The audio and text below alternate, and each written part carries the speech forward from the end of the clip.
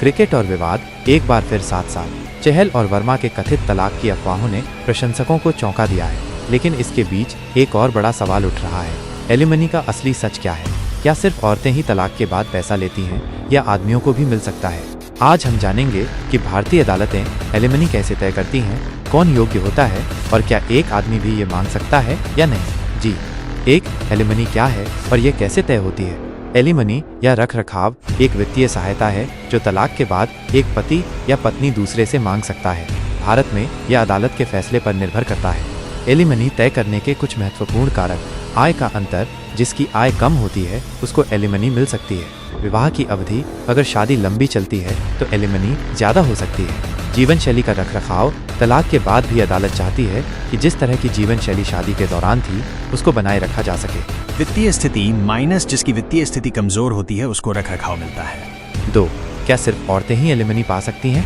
बहुत लोगों को ये लगता है कि एलिमनी सिर्फ औरतें लेती हैं, लेकिन ये सच नहीं है। भारतीय कानून के मुताबिक आदमी भी एलिमनी मांग सकता है अगर पत्नी आर्थिक रूप से मजबूत है और पति आश्रित है। यह अवधारणा हिंदू विवाह अधिनियम 1955 की धारा 25 में लिखी गई है।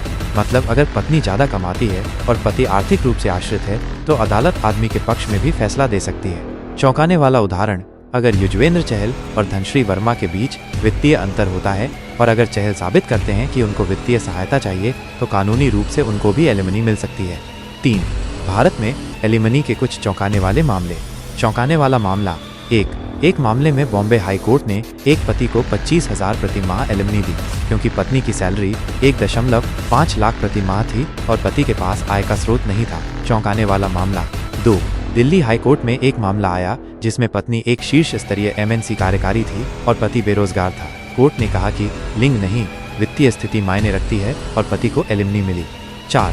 क्या चहल भी एलिमनी मांग सकता है?